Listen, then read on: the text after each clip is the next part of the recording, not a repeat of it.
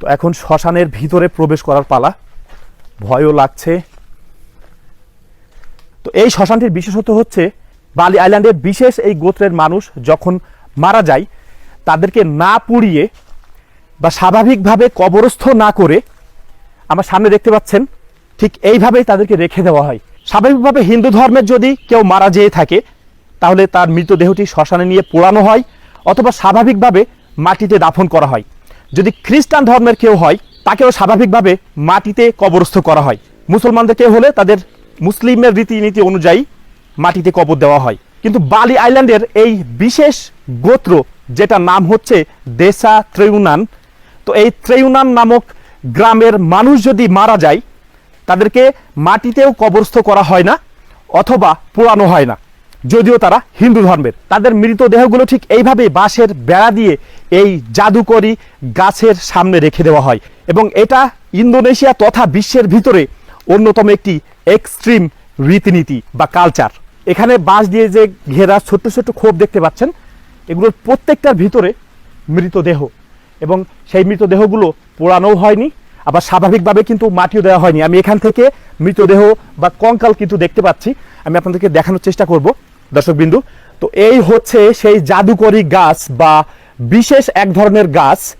তো এই গাছের নিচে বা এই গাছের সাথেই যখন এখানে মৃতদেহ রেখে দেওয়া হয়, তো এই মৃতদেহগুলোতে কোনো ধরনের মেডিসিন ব্যবহার করা হয় না, কিন্তু মৃতদেহ থেকে কোনো গন্ধ বের হয় না, শুধুমাত্র এই জাদুকরি গাছের প্রভাবে।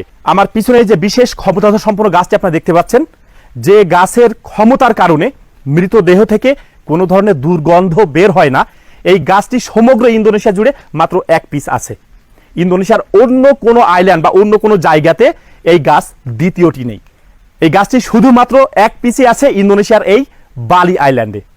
এখানে আমরা দেখতে পাচ্ছেন প্রত্যেকটা খোপের ভিতরে বাঁশ দিয়ে যেগুলো ঘেরা আছে, এগুলোর ভিতরে মৃতদেহগুলো এখানে গলে হাড়ে পরিণত হয়েছে। এখানে হাড় আমি দেখতে পাচ্ছি, কি ভয়ঙ্কর ব্যাপার। আমার সামনে এখানে যে মৃতদেহটি রাখা হয়েছে, উনি রিসেন্টলি মারা গিয়েছেন মাত্র 2 সপ্তাহ আগে।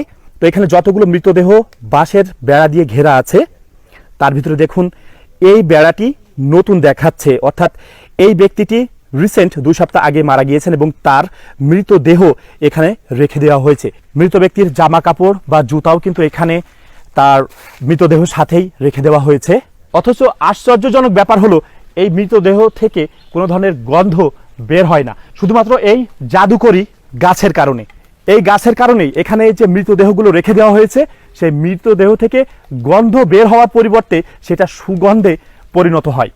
এই গাছটির নাম হলো তারুমন্যান, আর এই গাছের নামের সাথেই মিল রেখে এই কবরস্থানটির নাম রাখা হয়েছে কুবুরান ত্রেউনান।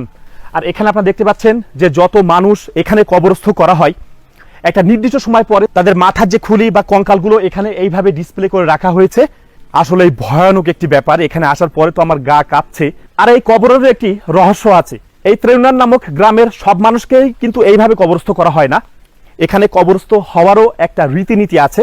এখানে কবরস্থ হতে গেলে সেই ব্যক্তিকে অবশ্যই বিবাহিত হতে হবে এবং সেই ব্যক্তি যদি মারা যায় স্বাভাবিকভাবে, অর্থাৎ তার যদি ন্যাচারাল ডেথ হয়, সে যদি কোনো দুর্ঘটনায় মারা না যায়, তার যদি কোনো অসুখ না থাকে, শুধুমাত্র স্বাভাবিকভাবে যাদের মৃত্যু হবে তারাই কেবল এই জায়গাতে কবরস্থ হতে পারবে এই গাছের সামনে।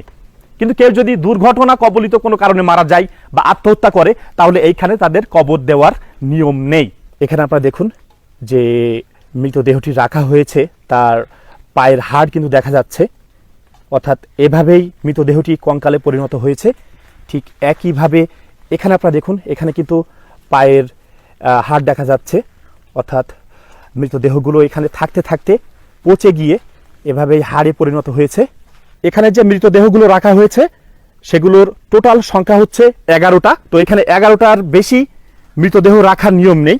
তো এখানে যাদের মৃতদেহগুলো অনেক দিন হয়ে যায়, তাদের কঙ্কালগুলো এখান থেকে সরিয়ে এই জায়গাটিতে রাখা হয়।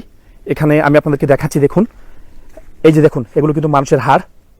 তো এই জায়গাটিতেই কঙ্কালগুলো সরিয়ে রাখা হয়, আর মাথার যে খুলিটা এইখানে ডিসপ্লে করা হয়। তারপরে যদি নতুন কেউ স্বাভাবিকভাবে মারা যায় তার মৃতদেহ এখানে রাখার ব্যবস্থা করা হয়। যদি কোনো মৃতদেহ এখান থেকে খালি করে ফেলা হয় আর তারপরে যদি কেউ স্বাভাবিকভাবে মারা যায় তাহলেই কেবল এইখানে তাদেরকে দাফন করা হয়। দর্শকবিন্দু, আসলেই ভয়ঙ্কর একটি ব্যাপার। দুনিয়াতে আরও কত যে অজানা কালচার, অজানা সংস্কৃতি আছে, সেটা যদি আপনারা ট্রাভেল না করেন তাহলে কখনোই জানবেন না। যেমনটি আজকের এই ভিডিওর মাধ্যমে আরও একটি নতুন কালচারের সাথে আপনারা পরিচয় হতে পারলেন।